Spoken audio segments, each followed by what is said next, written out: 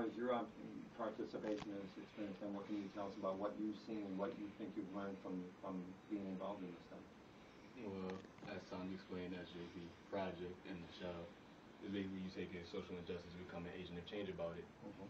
I narrow mine down to a more specific topic of fatherless males because I grew up in a fatherless household. So, and again, in picking your topic, you want to pick something that's close to you or something that you can relate to.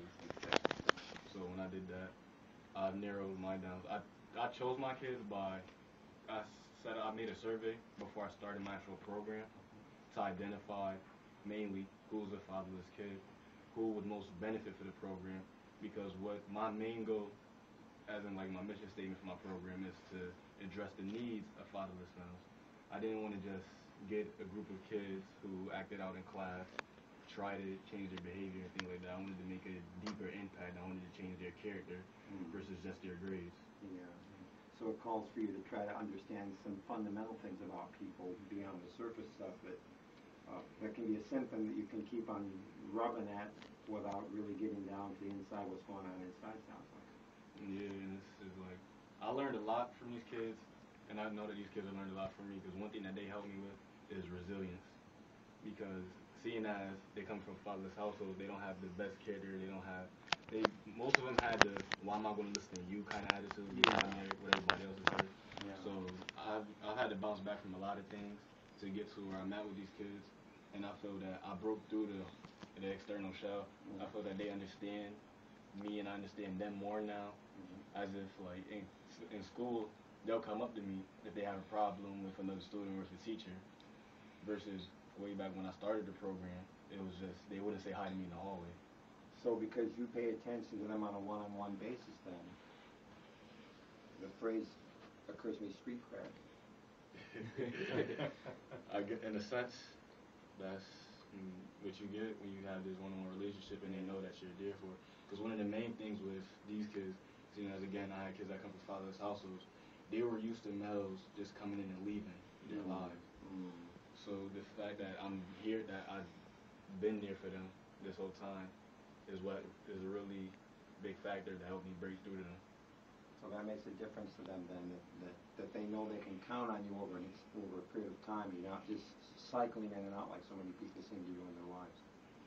Yes. Yeah. What's your observation about how this has been going? Well, I was impressed with the leadership and the initiative of both these guys.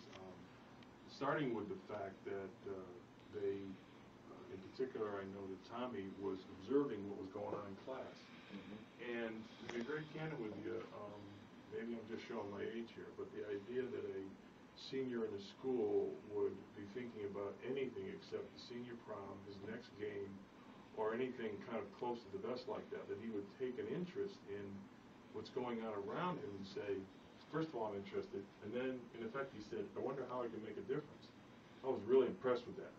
So when we sat down, they did a lot of listening. We worked on their listening skills, which I told them was the key ingredient to being a mentor. You really just have to sit there and be patient and faithful and be a friend, and you don't have to fix things necessarily, but you have to be there. And they are doing that every time they sit down in the cafeteria. They've taken this team and put them together, and that's exactly what they're doing. So it's a seed that's planted. My highest hope would be that it would continue, that it would be handed down, and these guys would be the George Washingtons, if you will, of this program, and that would just be a legacy that I think could be exponentially beneficial. Two gentlemen on the ground floor of something that some people further on down the road may look back and say, we're really glad that you were there at that time and doing that thing, because my life is different now because you care. Further on. Even if I never meet you, you still made a difference in my life. One of the things our research shows, Paul, is that a lot of adolescents will claim to have friends, but in the sense that we understand friendship as adults, something that runs deep, something that stands the test of challenges and so on. Yeah. A lot of young people today are isolated, whether it's because of Facebook, video games, you name it. We don't know the cost. We just know that when you really start to talk to them, and you say, where are your friends? And they have a hard time with that. So they're in a way, this is a friendship initiative. a lot of us have, you may find as you go along in life that this is an observation I have, which is we all have lots of acquaintances, but we don't have that many friends, not heart-to-heart type people we can really talk to, and not be embarrassed or not be ashamed of what we have to say because the other person receives it. Absolutely. Yeah, in a meaningful way. So, the other thing I would observe has to do with the gender thing. These are two young men, and in our experience in mentoring, I was a mentor personally for 17 years before I got into my formal role, and I mentored two young males. And as I go through my daily work experience, I find it especially difficult for men to step up to the plate. Oh, and, boys that ever. and do that. And I am, to be very candid with you, my work, the source of my recruiting has an awful lot to do with churches and faith-based organizations. So while it's somewhat difficult to recruit people to mentor generally, it's especially the case for men. And that's significant because my waiting list is predominantly young adolescent at-risk males from New Haven, Hartford, Waterbury, and so on. If a person would like to know more about what's been going on here and what we've been discussing for the last few minutes, where do you direct people to make queries about? Well, I can't speak for these young men because I know they're in transition, but I hope, Lord willing, I'll be around for a little while. And I am at Covenant to Care for Children in Bloomfield. We are on the internet. If you put Covenant to Care in, you don't have to work hard. It'll come up. The browser will work. The browser, there are not too many people with that kind of name. And so I can be the beginning of connecting people to anybody that's got an interest in mentoring.